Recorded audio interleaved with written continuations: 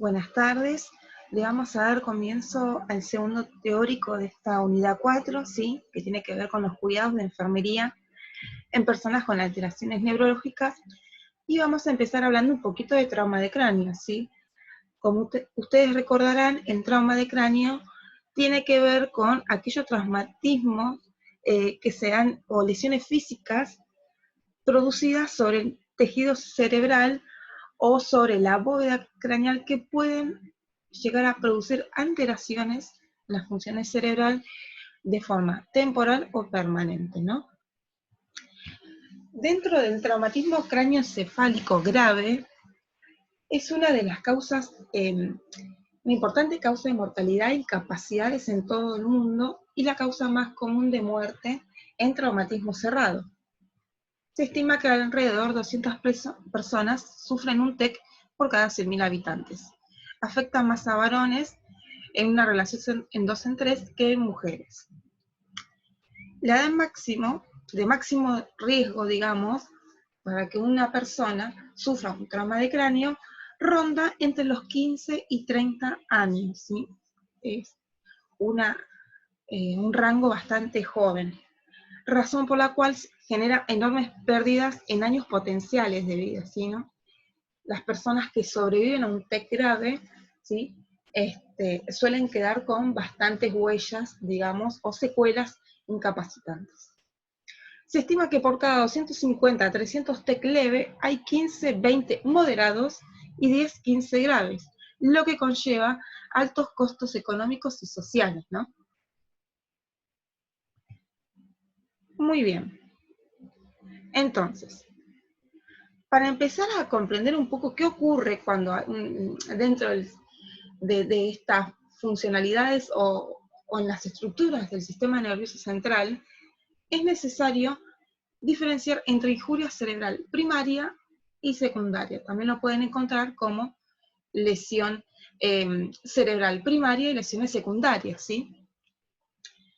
Es importante tener en cuenta que la lesión primaria se da cuando el daño es físico que tiene que ver con el mecanismo lesional involucrado en su producción, ¿sí? O sea, que causó prioritariamente la lesión. Esta lesión ya va a estar constituida en el momento de ingreso del hospital de la persona y sobre ella poco se va a poder hacer porque ya ocurrió, ¿sí? Porque, por ejemplo, una lesión primaria, si el trauma de cráneo mismo en la calle Colón y Champañá, por ejemplo, ¿no? Ya está, esa es la lesión primaria. Ahora bien, la lesión secundaria va a involucrar los procesos que pueden haber sido inducidos directamente o no. Por ejemplo, por el proceso del daño inicial o tal vez en el resultado de procesos que se producen después. Porque, ¿qué pasa? Un TEC grave ¿no? Puede generar un sangrado, una inflamación, etcétera, etcétera, etcétera. Entonces se van a empezar a activar mecanismos, ¿sí? Mecanismos químicos, ¿sí? Mecanismos inmunológicos, respuesta inmunológica, ¿sí? Y va a tener que ver un poco con lo siguiente. Por un lado está el trauma, que puede haber una concusión, una contusión, laceración, hemorragia intra o extraxial. Va a haber una isquemia, puede ser global, una náusea post paracardíaca respiratoria o regional, vasoespasmo, trombosis, embolia, inflamatoria como las meningitis, encefalitis y los abscesos, y compresivas, que son los tumores, edema y hematomas. Esto por un lado lo que es lesión primaria. Posteriormente, la lesión secundaria, se van a empezar a dar todos estos mecanismos, hipoperfusión. Digamos, a nivel global va a aumentar la PIC y va a disminuir la tensión arterial media. Dentro de lo regional se va a continuar con vasoespasmo, edema e hiperventilación. Luego tenemos la hipoxia, una hipoxia sistémica, una hipoperfusión regional o focal de la zona donde se causó el daño, un aumento del consumo, porque hay fiebre, porque hay convulsiones, ¿sí? Recordemos que por cada milésima o cada centígrado de grado que sube, ¿sí? De la temperatura corporal, implica un aumento del metabolismo cerebral, ¿sí? Injuria por reperfusión, generación radicales libres, citoquinas, prostaglandinas, liberación de aminoácidos excitatorios, glutamato y aspartato, trastornos electrolíticos o ácido-base, ¿sí? Hiper o hiponatremia, hiper o hipoglucemia y la acidosis. Ahora bien, ¿cómo nos vamos a dar cuenta si es un TEC grave, un TEC leve, un TEC moderado? La OMS hizo una clasificación bastante sencilla para guiarnos con este asunto. Utiliza para la clasificación de los TEC la escala de Glasgow, la cual determina el grado de gravedad de la contunción cerebral de acuerdo a la exploración neurológica realizada. Si nosotros tenemos un TEC leve, el Glasgow va a ser, digamos, tiene que ser entre un 14 y un 15. Un TEC moderado de 13 a 9. Y TEC grave va a ser de 8 o menor.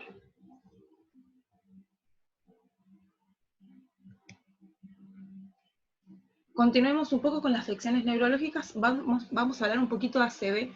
No quiero ser muy intensa con este tema, así que, pero a grandes rasgos, como darle un pantallazo. Así que bueno, vamos a hablar de ACV. El ACV, bueno, como ya saben, es la presentación brusca de uno o más déficits neurológicos focales que van a persistir por más de 24 horas. Ocurre cuando se interrumpe el flujo sanguíneo cerebral, ya sea por una arteria bloqueada, ¿sí? Cuando hay un bloqueo del paso sanguíneo, o porque se rompe y produce una hemorragia. El accidente cerebrovascular también lo van a escuchar con el nombre de ictus cerebral, embolia cerebral, stroke, trombosis cerebral, hemorragia cerebral y apoplejía. Recuerden, ¿sí?, que nuestro cerebro, ¿sí?, se nutre, por así decirlo, de nuestro riego, del riego sanguíneo, ¿sí? Imagínense que es como una planta que hay que regarla continuamente, ¿sí?, para que no se nos seque.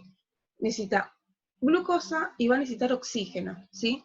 Entonces, si hay una interrupción del flujo sanguíneo en alguna parte de ese cerebro, ¿sí?, lo que va a ocurrir es que esa parte está obstruida, no va a tener glucosa y no va a tener oxígeno, ¿sí? Se produce la ACV y esa parte se empieza a lesionar y empieza a haber isquemia, ¿sí?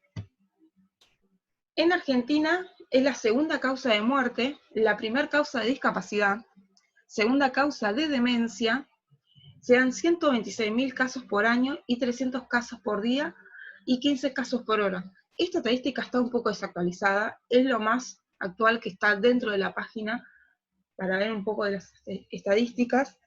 Creo que desde el año 2016, si no me equivoco, así que bueno. Pero bueno, básicamente sigue siendo muy frecuente trauma de cráneo ACV en unidades de cuidados intensivos, y también es muy frecuente su recuperación, ¿sí?, dentro de su proceso agudo, pero también es verdad que quedan con grandes secuelas discapacitantes, ¿no? Ahora bien, el accidente cerebrovascular isquémico ocurre cuando un vaso sanguíneo que irriga sangre al cerebro resulta bloqueado por un coágulo de sangre. Puede ser de origen aterotrombótico, lacunar o cardioembólico. En cambio, el hemorrágico se da cuando un vaso sanguíneo en parte del cerebro se debilita y se rompe, provocando que la sangre se escape hacia el cerebro, ¿sí?, y pueda comprimir las estructuras, aumentando la presión y demás. Puede ser subaranoideo o intraparenquimatoso. Acá tenemos algunos gráficos de qué es lo que ocurre en el isquémico, ¿sí? Acá hay una interrupción, como les decía, del riego sanguíneo. Entonces esta parte, digamos, está sin nutrirse, entre comillas, y todo el tejido se empieza a morir. El ACV isquémico es el que más se da con regularidad, tiene una prevalencia del 85%, y el hemorrágico, y que inclusive es uno de los más letales también, que deja más comorbilidades, es el hemorrágico. Ahora bien, a veces se puede dar también que un ACV isquémico sea isquémico contra formación hemorrágica, que ahí estamos hablando ya de cuestiones muy, muy específicas. No digo que es de lo más común, pero se dan casos donde a veces la prevención, ¿no? O el daño va a ser bastante importante, ¿sí? Porque se nos va a obstruir acá. Y ese vaso sanguíneo se nos va a romper, entonces isquémico contra formación hemorrágica. Y esto es un poco para grandes rasgos, ¿sí? Las características clínicas por afección de diferentes hemisferios, ¿sí? Si la persona tiene la lesión o tiene el daño cerebral adquirido, ¿sí? Del hemisferio dominante, que por lo general cuando ustedes lean el hemisferio dominante va a ser siempre el lado izquierdo, en diestros y algún zurdo. Dentro de lo motor vamos a tener una hemiparesia derecha. Dentro de las alteraciones cognitivas vamos a encontrar con dispraxias, habilidades constructivas visoespaciales y afección de la memoria verbal, ¿sí? Dentro de la comunicación vamos a encontrar con disfagia, de expresión, de comprensión, disfagia global, lectura, alteraciones en la lectura y escritura, y dentro de lo emocional está relacionado con la depresión y ansiedad. Dentro del hemisferio no dominante, el lado derecho, dentro de lo motor vamos a tener una hemiparesia izquierda. Vamos a tener alteraciones perceptivas y cognitivas. Falta de reconocimiento de síntomas de la enfermedad, anosognosia, falta de atención a estímulos desde un lado del cuerpo o del espacio, heminegligencia, ¿sí? Esto tiene que ver un poco, no reconoce para nada, digamos, su hemicuerpo afectado, no lo reconoce. Yo le puedo dar una hoja a la persona y, por ejemplo, bueno, escribí toda la hoja y la mitad va a escribir la mitad de la hoja. La mitad funcional lo va a escribir, la mitad afectada no lo va a escribir porque no lo reconoce. Esto por ahí es una de cuestiones muy, muy severas, ¿no? Percepción espacial alterada, ¿sí? No va a poder mantenerse en línea media, por ahí no puede tener control del tronco, ¿sí? No sé si les ha pasado que, bueno, a ver, sentate y se nos va para un costado, afectación de la memoria visual, y dentro de la comunicación vamos a tener una discapacidad en la comprensión y expresión de gestos y entonación de contenidos emocional y afectivos. Dentro de lo emocional va a estar impulsivo, reacciones de euforia o indiferencia, pero también va a estar ansioso. Ahora bien, entendiendo un poco, o viendo trauma de cráneo, ACV, y muchísimas patologías que se dan en una unidad de cuidados intensivos, nuestro deber como enfermeros y enfermeras es brindar cuidado dentro de la unidad de terapia intensiva, pero también tenemos que empezar a pensar un poco más allá. ¿Qué va a pasar con esta persona que, por ejemplo, un señor de 50 años trabaja en la construcción, ¿sí? Tiene una ACV isquémica. Bueno, está intubado, se da analgesia, etcétera. Único jefe de familia, único sustento de su hogar, digamos, ¿no? Bueno, y la familia cómo está subsistiendo, ¿no? La ayuda en vecino, la ayuda en comedor del barrio. Bueno, empezar a pensar un poco en, primero, estrategias, ¿sí? De cuidados para esa familia. Está bien que el trabajo del enfermero dentro de la terapia intensiva es muy desgastante y nos involucra mucho emocionalmente. Pero hay que empezar a tejer redes y trabajar de forma interdisciplinaria con otros profesionales, invitándolo a la participación activa y al cuidado integral de decir, mira, esta persona tiene su familia, no hay forma de alguna ayuda o algo, o empezar a pensar de decir, porque tenemos dos opciones, si esa persona llega a fallecer, ¿cómo van a costear, digamos, ¿no? Un sepelio, o cómo hacen para costear si no tienen que mantener 3 hijos? La mujer también, no sé, nunca tuvo un aporte. trabajaba en negro como empleada doméstica. No puede trabajar porque está cuidando el hospital y en los horarios que viene, si no, lo tiene que cuidar a los hijos, demás. Digo, empezar a pensar un poco en estas personas que se recuperan, no voy a decir fácilmente ni rápidamente porque sería una utopía, pero que se están recuperando muchísimo más que otros años y que se van de alta entre comillas, de la terapia intensiva, con muchísimas secuelas. Entonces, yo, cuando como equipo decidimos empezar a bajarse de analgesia, empezar a disminuir un poco las cuestiones de soporte vital, porque la persona está hemodinámicamente estable y estamos pensando en despertarlo y demás, bueno, yo tengo que prepararme a ver con qué me encuentro neurológicamente.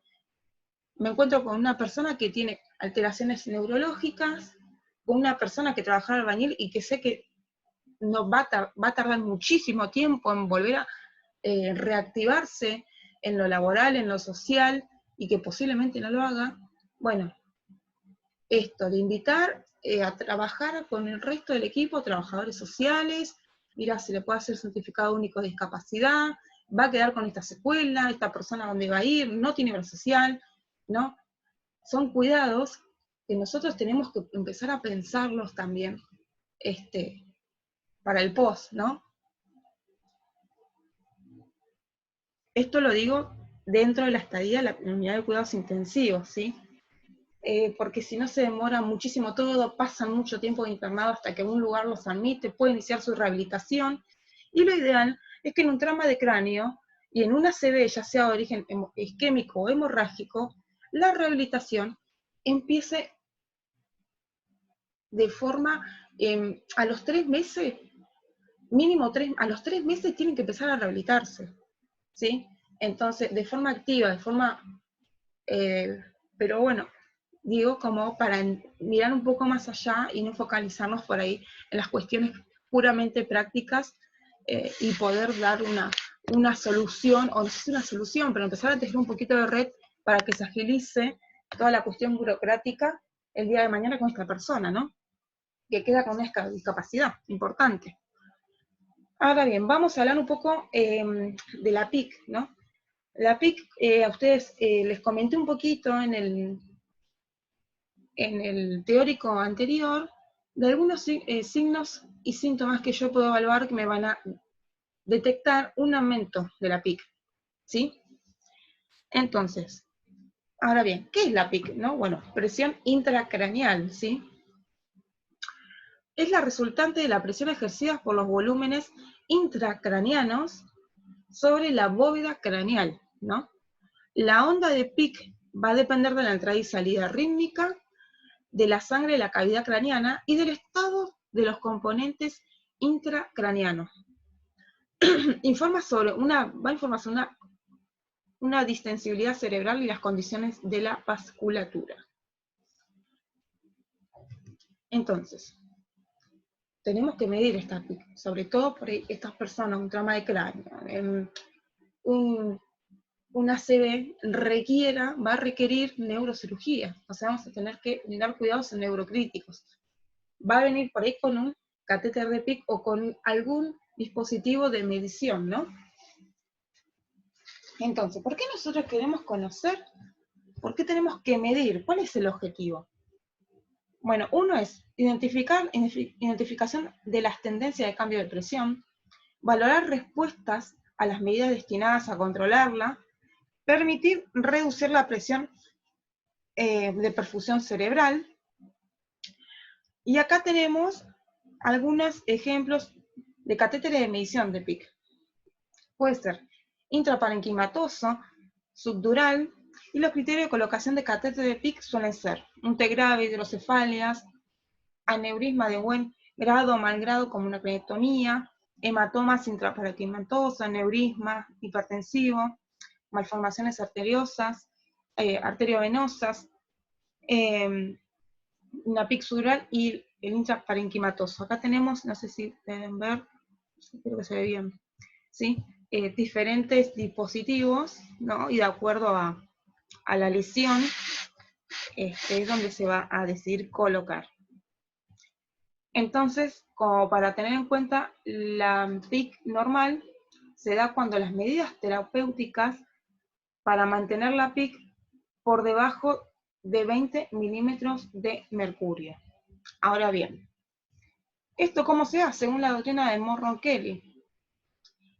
El aumento de la presión intracraneal a medida que aumenta el volumen de una masa patológica pasa de un estado normal a otro anormal, pero compensado, con mínima o nula elevación de la PIC, y a uno descompensado cuando se da la hipertensión intracraneal mantenida. Acá tenemos, por ejemplo, lo amarillo es el cerebro, lo rojo va a ser la masa, la sangre y el líquido cefalorraquídeo. ¿Sí? Uno va a esperar, la masa puede ser una hemorragia, un tumor, ¿sí? Una obstrucción, etc. Van a existir tres componentes intracranianos: el parenquima encefálico, la sangre y el líquido cefalorraquídeo. La presión intracraneal está determinada por el aumento o por el volumen del parenquima cerebral, que es un 85%, bastante, el líquido cefalorraquídeo, 10%, y el volumen sanguíneo. Ustedes siempre piensen en este ejemplo. ¿Qué pasa? Ustedes se golpean, no sé, la mano. Bueno, se le va a generar un chichón, ¿no? Un chichón, una inflamación, ¿sí? Bueno, lo mismo o parecido pasa en nuestra cabeza. Nosotros nos golpeamos la cabeza, el contenido interno se va a inflamar. Vamos a tener como un chichón, entre comillas, pero va a llegar un momento que ese chichón va a chocar contra el cráneo, ¿no? Más si hay sangrado y demás. Va a chocar contra el cráneo. Entonces va a hacer presiones, presión, y va a empezar a comprimir todas las estructuras encefálicas que hay dentro de esa bóveda, ¿no? Craneal. Porque no tiene más espacio, digamos, para expandirse, entre comillas, por así decirlo. Vamos a hablar un poco de los cuidados de enfermería. El dispositivo, ¿dónde se coloca? Se va a colocar a la altura del agujero de Monro, ¿sí? Sobre la oreja. ¿Por qué? El dispositivo para medir la PIC, ¿no? ¿Por qué? Porque en esa zona donde está el tercer ventrículo, ¿sí? La presión dentro de la bóveda craneal es 0, ¿sí? Entonces es como que uno calibra, de cierta forma, el dispositivo. Se va a fijar para evitar mediciones erróneas.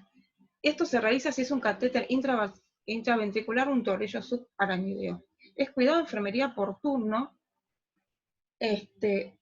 evaluar cómo está calibrado este catéter, porque por ahí uno dice, está con presión intracraneal o está con hipertensión, y por ahí está mal calibrado en el monitor. Entonces, bueno, son cosas como a tener en cuenta. El dispositivo exterior hay que mantenerlo libre de contacto con la ropa de cama, vendajes, el cabello de la persona, libre de material orgánico como sangre o líquido cefalorraquídeo para prevenir infecciones. Evitar tracciones innecesarias del dispositivo, ya sea por excitación de la persona o por errores del personal que está manipulando a la persona o al catéter. Mantener la posición, esto es sumamente importante, mantener la posición continua de la cabeza y cuello elevados a 30 grados y en posición frontal para favorecer el retorno venoso. Movilizar a la persona cuidadosamente hacia los laterales premiando el desajuste del dispositivo. Va a tener un catéter de PIC, pero eso no quiere decir que la persona no la podamos movilizar. Podemos movilizarla, podemos posicionarla en un lateral, del otro lateral, siempre y cuando esté calibrado, ¿sí? Y hayan pasado 48 horas del proceso agudo y de colocación, que es por lo general el tiempo en el que se puede llegar a retirar, digamos, este catéter de PIC. Porque la persona debe tener el decúbito supino y alineada anatómicamente. Entonces, si esta persona a veces se lo pone para prevenir, para precaución, porque es la única forma que se tiene de medir la presión intracraneal. Entonces, en esos casos a veces es mejor esperar Acá vamos con una pequeña fórmula y vamos a hablar puntualmente de esto. La PPC. La PPC, la presión de perfusión cerebral, puede ser calculada de la siguiente manera. Presión arterial media menos PIC. En general, la PPC debe mantenerse por encima de 60-70 milímetros de mercurio para asegurar un adecuado flujo sanguíneo cerebral. Ahora bien, ojo al piojo acá, porque tenemos que hacer estas cuentas, ¿no?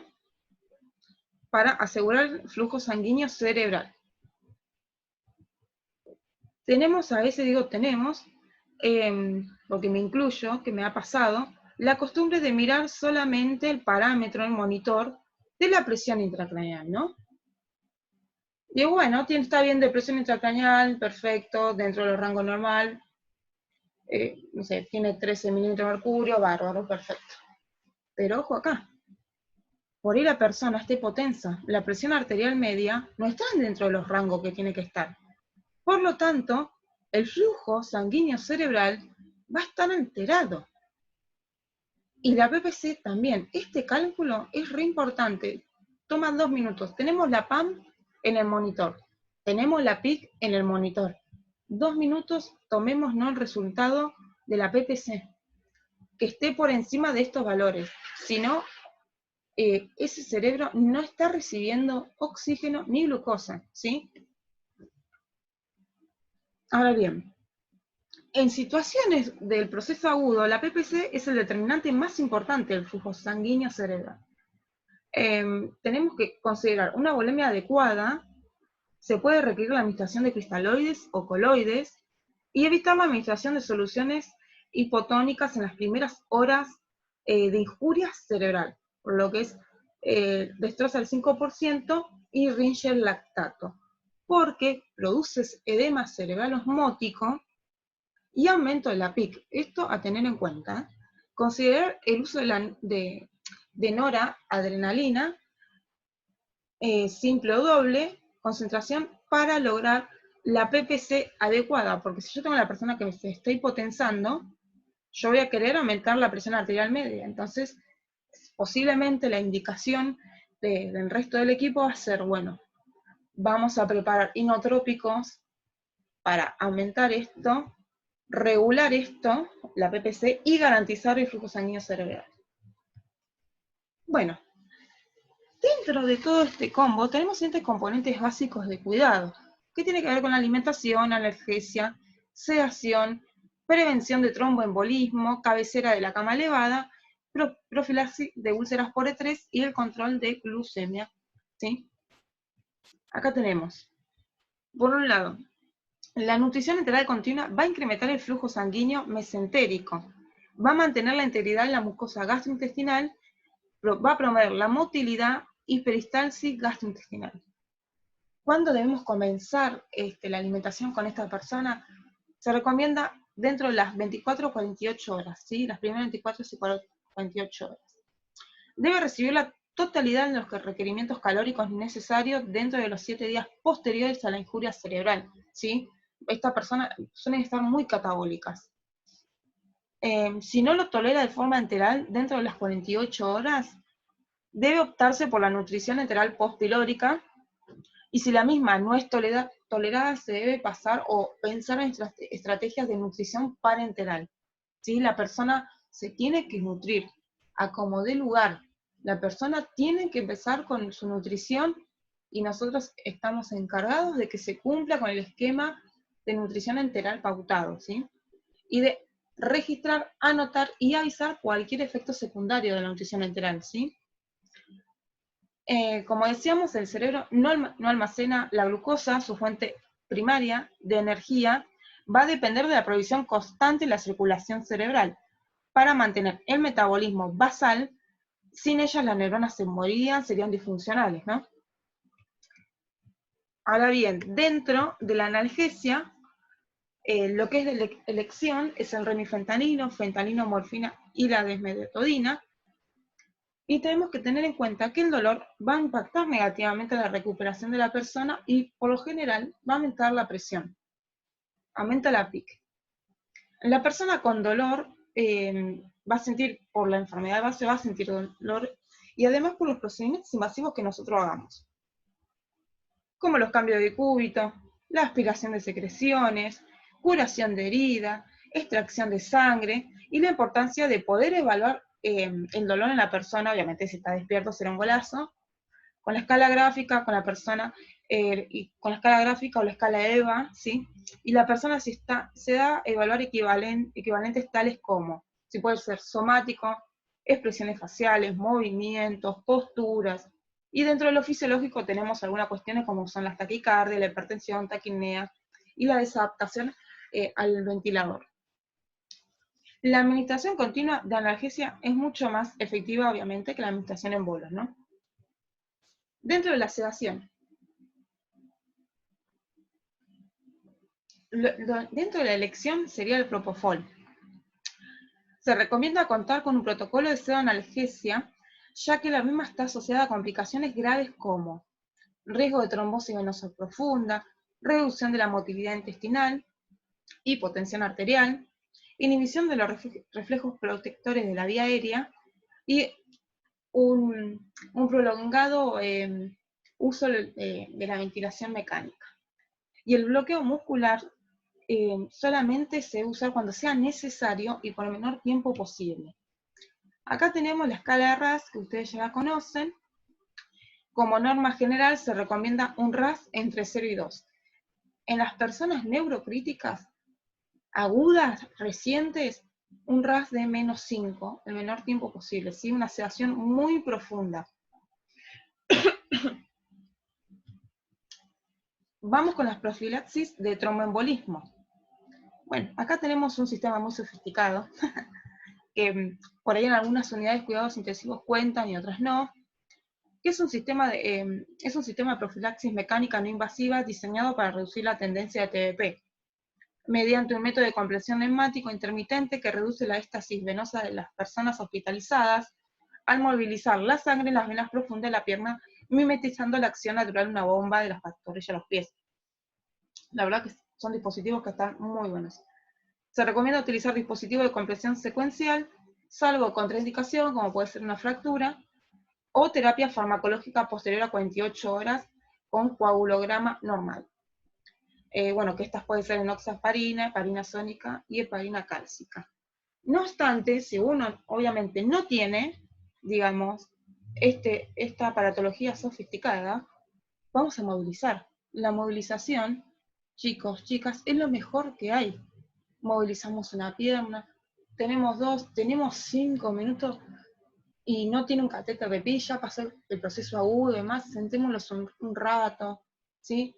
Evaluemos, valoremos también un poco cómo está, ¿no? El riego sanguíneo periférico, vascular, tomemos los pulsos periféricos, veamos el relleno capilar, ¿sí? Son cosas como para valorar, porque esto es muy común, son muy comunes. Entonces con las movilizaciones, vamos a ayudar muchísimo, porque si no, va a costar. Bueno, elevación de la cabecera. Vamos a mantener la cabecera en 30 grados, salvo contraindicación. Reduce el reflujo gástrico en personas ventiladas. Va a disminuir las neumonías. Recuerden que es un cuidado de la prevención de neumonías asociadas a ventilación mecánica. Va a disminuir la presión intracraneal, facilitando el drenaje venoso del cerebro. Y va a evitar la hiperflexión y la hiperextensión de la columna cervical en caso de que esta persona sea un politrauma con riesgo o compromiso, ¿sí? de lesión cervical, ¿no? Profilaxis de úlceras por estrés. Aproximadamente el 75% de las personas que están internadas en una unidad de terapia intensiva demuestran evidencia de daño en la mucosa gastrointestinal relacionada a estrés, pudiendo conducir a un sangrado en 2 a 6% de los casos. Todas las guías suelen coincidir en recomendar la nutrición enteral precoz como pilar en la prevención de úlceras por estrés, lo que hablábamos anteriormente, ¿sí? Empezar con la nutrición lo antes posible, evaluar la tolerancia, ¿sí? Después tenemos la glucemia. Los valores altos de la glucemia se están asociando con un pronóstico mucho más crítico, ¿sí? En las personas y también en enfermedades neurológicas como trauma de cráneo. Es por esto que las unidades de terapia intensiva implementaron el uso rutinario de infusión continua de insulina en las personas críticas en caso de que lo requieran, ¿no? Recuerden que también una hipoglucemia va a estar afectando, ¿sí? De manera negativa lo que es como el nutriente, uno de los nutrientes principales del cerebro. Ahora bien, en la persona con lesión cerebral aguda, los mayores cuidados deben estar centrados en evitar o cuanto menos reducir al mínimo la lesión secundaria. Esto implica un desafío para el equipo tratante y por lo tanto están destinadas a detectarse precozmente, ¿sí? Lo que es una hipotensión, hipoxia, hiperglucemia y la hipercamia, ¿sí? Recordemos trabajar en equipo siempre. Trabajemos en equipo, no trabajemos de forma aislada, trabajemos en equipo con la química de respi, con la nutricionista, mira, este alimento no está tolerando, o este alimento le está produciendo diarrea, ver si se puede cambiar a uno con menos fibra. Digo, trabajemos de forma en equipo, participemos activamente, si hay pases de sala, un enfermero en representante tiene que haber siempre, ¿no? Porque si no es muy difícil planificar nuestro cuidado en pos de la persona. Dentro de los controles de enfermería están orientados a control de monitor, lo que es la electrocardiografía, la línea electrocardiográfica, la temperatura, la presión arterial invasiva o no invasiva, la oximetría de pulso, la PIC-PPC, la asistencia respiratoria mecánica y obviamente el balance hídrico en horario. Bueno, acá esto es un poco en resumidas cuentas, las causas del aumento de la presión intracraneal tiene que ver con las posiciones, ¿sí? Esto que hablábamos anteriormente de elevar la cabecera de la cama a 15 a 30 grados para favorecer el drenaje venoso cerebral. Más de 30 dificultaría el aporte arterial, mantener la cabeza en una posición neutra, evitar la rotación y flexión del cuello, y evitar la flexión inguinal mayor de 90 grados también, ¿sí? Dentro de lo que es el movimiento, mantener a la persona tan inmóvil como sea posible para evitar las sujeciones, el forcejeo para liberarse de esto podría llevar a la persona a realizar inadvertidamente una maniobra de valsalva, lo que aumenta la PIC. Si es necesario lateralizar a la persona solo por bloque, manteniendo en lo posible la cabeza neutra o el cuello en forma neutra. Dentro de la hipoxia, bueno, administrar el oxígeno según indicaciones. El oxígeno disminuye la presión sanguínea cerebral y por lo tanto disminuye la PIC. Si la persona respira pero con dificultad y hay que elegir una vía aérea artificial, elegir una cánula nasofaringea flexible, valorar con frecuencia la necesidad de mantener insertada una vía aérea artificial, esto es importante, ¿sí? Dentro de la aspiración no hay que aspirar innecesariamente ni rutinariamente a la persona, hay que hiperoxigenarlos con FIO2 al 100% por un minuto, antes de empezar y después de aspirar, no tenemos que estar adentro aspirando por más de 10 segundos, ¿sí? E hiperoxigenar nuevamente después de aspirar. Un minuto antes voy a oxigenar con FIO2 100%, voy a hacer mi cuidado enfermero, ¿sí? De la higiene bronquial y cuando termine voy a volver a hiperoxigenar, ¿sí? A la persona con una FIO2 al 100%. Mantener un entorno tranquilo, ¿sí? De los ruidos, bajar los estímulos para que la persona esté, entre comillas, tranquila, ¿sí? Lo sensorial juega mucho en ellos, juega muchísimo, entonces tenemos que estar atentos a eso. Cuando nos dirigimos a la persona, la hablamos, hay que hacerlo en un tono bajo, frases cortas, pausados, ¿sí? Estar atento a los dolores y malestares terapéuticos, ¿sí? Hay que evitar procedimientos dolorosos, hay que tener en cuenta la movilización intestinal, si la persona está constipada, si podemos darle una ayuda para que pueda movilizar el intestino, y que esto no implique una maniobra de valsalva que pueda aumentar la PIC, ¿sí? Si la persona está con fiebre, mantener a la persona destapada, si hay que cubrirlo, utilizar sábanas ligeras, etc. Consideraciones para la aspiración de secreciones son, bueno, como hablábamos anteriormente, oxigenar con FIO2 al 100% un minuto antes de aspirar y un minuto después de la higiene bronquial. Una adecuada sedación puede ayudar a evitar una caída de la PPC, al evitar los movimientos y la tos. Monitorear durante la maniobra PIC y la PPC, la línea electrocardiográfica, saturación de oxígeno. Bueno, que la pasada del catéter de aspiración, como mencionábamos anteriormente, no debe superar, digamos, los 10 segundos. La hiperventilación puede amortiguar el aumento de la presión intracraneal en respuesta a la aspiración y el riesgo del aumento de la isquemia puede ser perjudicial. Solo utilizar si la hipertensión endocraniana es severa para llevar la PCO2 hasta 28 milímetros de mercurio. Esto es algo que está un poco en investigación, que se está viendo, que se está empezando a probar, ¿sí? Ahora vamos a hablar un poco del drenaje del líquido cefalorraquídeo. Vamos a tener intermitente y continuo. Dentro de lo que es el intermitente, se drena el líquido cefalorraquídeo cuando la PIC va a superar un valor predeterminado. Se abre la válvula de 3 vías, esto es un sistema estéril, ¿sí? Se abre la válvula de 3 vías para permitir la salida de líquido cefalorraquídeo hacia una bolsa de drenaje durante periodos breves, de 30 a 120 minutos. Sí, de 30 a 120 minutos, hasta que la PIC descienda al valor prefijado.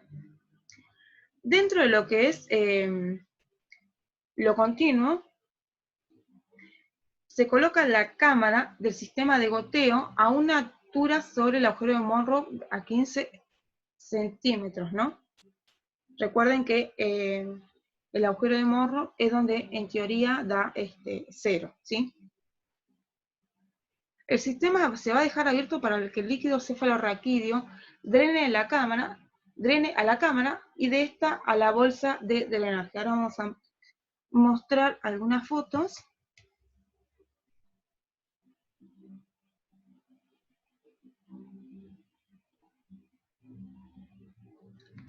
...30 a 120 segundos.